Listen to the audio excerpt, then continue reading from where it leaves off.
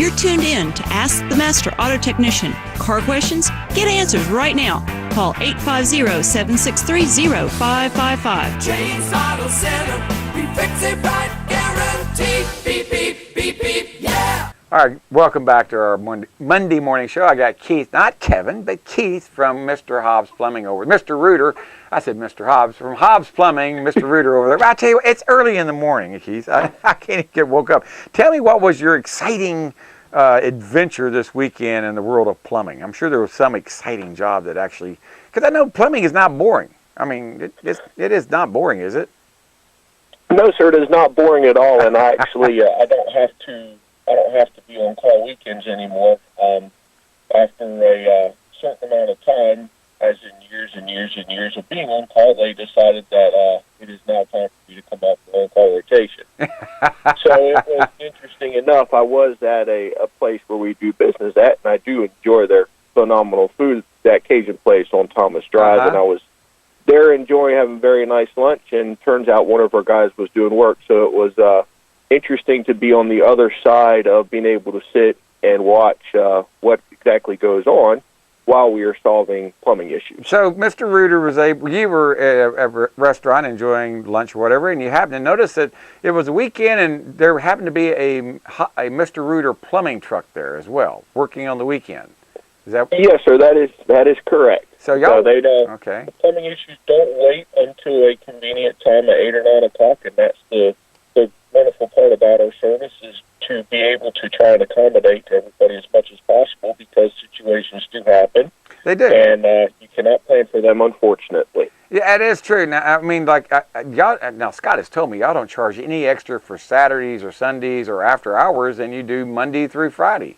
And that's pretty amazing, because I guess I don't really know how the plumbing industry goes. I guess some people do charge extra if it's a weekend or at night, because it would be overtime, I guess. But y'all have such a large fleet. When I go to work when I come here at 6 o'clock at 5:30 in the morning, I still see Mr. Reuter trucks going up and down the road constantly. Do y'all ever shut down? No, sir, we don't shut down. We always have at least 2 people on call, and we also have a third truck that works on Saturdays as well, because we don't charge any additional for weekends or after hours, and we don't charge a service charge as well. Which in that regard, the way I like to compare it to is, when you actually do a service charge or you charge extra after hours, you are taking advantage of somebody else's misfortune. To try and make a little bit extra money, and I don't believe that's the right thing to do. Well, and that's being ethical about it. It's kind of like in my business here, we take care of customers' cars that got problems, of course, and people say, well, are you taking advantage of people? Well, no, we're here making sure that we take care of them and get them out in a reasonable amount of time, because people want things fixed, well, not tomorrow, they want them fixed today, and that's the same way in your business. People don't want their toilet, they don't want to wait days before their drains work. They can barely wait hours, and that's what y'all exactly do. Y'all get there within hours of when there's a problem, and usually it's fixed within, well, I wouldn't say minutes, but normally it's fixed in a timely manner, I'm sure. Absolutely, and that's what we try to make sure, is that the customer is taken care of and their concern is resolved in a timely manner, as efficiently as possible, while making sure the job is done correctly.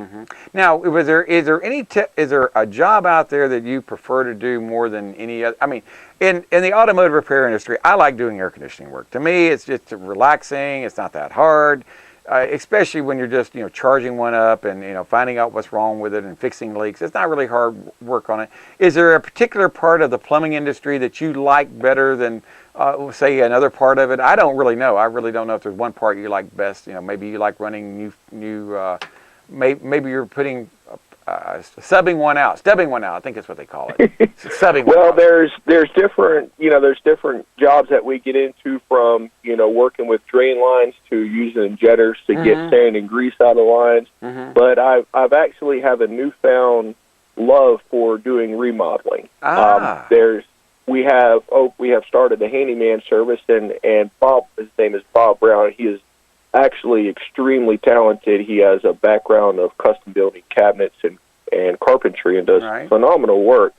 And so we're able to go in, when we go in and do a remodel, we can go in and do a complete bathroom from start to finish, instead of just the plumbing work. So we're taking the same standards that we have set for plumbing and also putting it towards the remainder of the bathroom as far as the sheetrock, the paint, cabinets, trim work, and so on. How cool is that? 'Cause when I that- redid our bathroom, I had to subcontract out all those little jobs, and it gets to be kind of time-consuming It managing does. all that. Exactly. Yeah. You are, as the consumer and the homeowner, you don't need to play general contractor. Somebody else can do that. Whereas, for me, that's what I love to do is to go in and keep everything coordinated. And the best part is when the customer walks in after the fact and goes, "Wow, this turned out even much better. I didn't think it would even turn out like this." That's what I love. Now, what I like about the idea of this, if there's something not quite right, NQR, not quite right, if you have 5 or 6 different contractors, so you have one that does the sheetrock, one that does the electrical, one that does the plumbing, one that does the floor, and if something's not quite right, they have a tendency, I have found out, because we put a couple bathrooms in, had remodeled, they'll point fingers at the other guy saying, "Well, I didn't do it, he did it." But if you got one person that's responsible for it, such as yourself, such as, Mr. Reuter Plumbing, if there's something not quite right, there's no finger pointing. It falls back on y'all, and y'all take care of it. Exactly, and to go and be able, and those situations are going to arise, but to get that taken care of, and then the homeowner and the consumer, as a customer, they don't even find out about it because we're able to get that corrected right away, and they don't even have to concern themselves. That is so true. It's the same thing now. I'm going to give an example here at James Auto Center. I have a lot of people say, "What do you do?" And I said, "What do you need done?" And they go, "Well, I had a fender bender on my right front up there, and my car is running bad, and my lights are out." And I said, "We can take care of all of it. You can do the body work. You can do everything." I said, "Whatever you need to have done, we will make sure it's done. It's done correctly, and we'll get you in, get you out. And while we're at it, here's a loaner car at no charge. You drive this car, just put gas in it, bring it back the same way you found it, full of gas and not damaged, and we'll take care of it." Because you and I have found out that a customer that you sell service to is much more happier than having to. Well, they're not so much interested in a cheap price. They just want it done right, where they don't have to get it done over again, because a lot of people find out the bitterness of poor quality remains long after the sweetness of a low price is given. 100% correct. 100% correct. That's what I see all the time. Just because something's I had a guy come in the other day, says, "You mean you're going to charge this much for a brake job?" And I said, "Yeah, that's what we have to charge to keep our profit right, to make sure we make money, give you the best possible service, make sure the best possible warranty, to make sure we do all this and do all that." "Well, I don't want to pay for all that." And I handed him his keys, and I said, "Well, then I can't work on your car then." He says, "You mean you won't work on a car unless you do it right?" And I said, "That's the only way we do it. And I believe that's the only way y'all do it, is if you can't do it right, y'all just don't do it." And that's where our service charge comes into, or not having a service charge come to effect, is because we will go out to the house and take a look at it with no service charge. So there is no obligation for the homeowner to actually have us come out and take a look at something. That's exactly right. You're not taking advantage. And they have the option. What do they want to do? You want to use me or not use me? It's the same thing we tell our customers. Either use us or not use us. We want to take care of you, but we can't do it without... We got to make a profit. If we can't make a profit, we can't keep our doors open. And by making a profit, we're able to, when we do have a problem, we're able to pay to fix that problem. I wish I didn't have comebacks. I wish I didn't have, things that didn't get fixed, or came back on us. But in any business, we always have problems, and it's how you take care of those problems that determine your success or failure. And too many people don't warranty their work or guarantee it, and you in your industry as well. And they've got now, well, like yourself, you've got a strong warranty. You take care of your customers, and that's what brings customers back year after year after year. And I'm sure that's how it is. I know it's how it is in my business, and I'm sure that's how it is in yours as well. And how long have you been with Mr. Reuter now? What did you tell me? 12 years once? I know that. It's been, I think it's close to, I think it's around 13. 13. I started in January of 2004, so it's to the point where I think I got to work just out of habit now. I understand. It's a good habit to get into. It really. I wake up every morning, to come to do this television show, and on Saturdays and Sundays I wake up too, going, what am I supposed to do? And I go, oh, I'm off today. But yeah, I understand what you're saying. It's something you enjoy doing. My grandmother said, if you find something you enjoy doing, you'll never have to work again the rest of your life. Well, I think you have found something you enjoy doing, Keith, because you've been doing this for 13 years almost, and this is not your first career. I mean, this is what, your second career? Well, I went to start college, and that's the whole reason I moved down here to Panama City, was to go to college. I had this opportunity to work here literally fall in my lap. Okay. And so the interesting part is I was able to get into a trade, and I can, we can use my story as an example.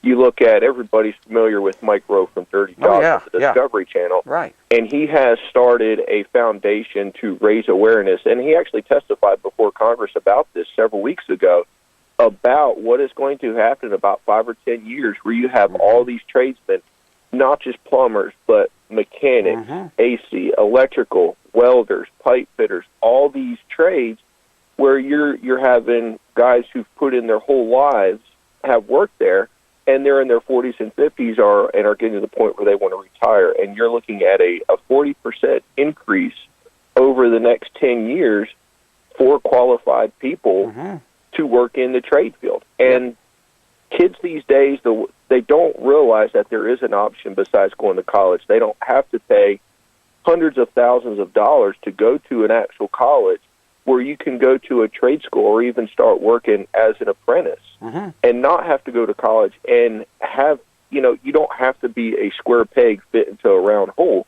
You can go out into in a trade and embrace it and have a wonderful career and not have to be stuck in a cubicle in an 8-to-5 job, bored out of your mind. And I think Mike Rowe said his job, one of his goals is to make working with your hands cool again. Because people, parents as well, and it's not cool to get your hands dirty. Oh, it's not cool to sweat. It's not cool to get dirty. But I have found out, and you have found out, you get instant gratification when you fix a problem and you see that problem go away. I like that. I mean, that's one of the few, working with skills, like as a carpenter or a plumber or a mechanic, you can actually see this, as you start and you change something. And then you can stop and go to something else. You have a completed cycle of work, and to me, that's very gratifying. And that's how my technicians get paid. They get paid on completed pieces of work. They don't get paid standing around holding up the wall. They only get paid for what they do. And I think that's probably the way it is in the plumbing industry as well. Y'all get paid on what y'all do, how y'all fix the cars, how y'all fix the houses and take care of how you fix the customers. And that's what we're trying to do. How do we take care of the customers? And that's what y'all do. I'm sure that's how it works. Y'all get paid. I don't know if you get paid flat rate, because we have a book. It says flat rate to change an alternator takes this amount of time. Is that the same way it is in plumbing? To change a toilet, it takes this amount of time or whatever? I don't know. I have no idea how that works. Is it there's different pay scales, but it's pretty much the same premise on how it works. Okay. You have some guys that get paid by the hour, but even the majority of on our reconstruction as well is they're on that pay scale, because it's about how efficient they can work, and you have motivated individuals who are going to go out and actually do. People work at different paces, so they're able to find their comfort zone and to make sure that the job is being done right and embrace that and to get the job taken care of.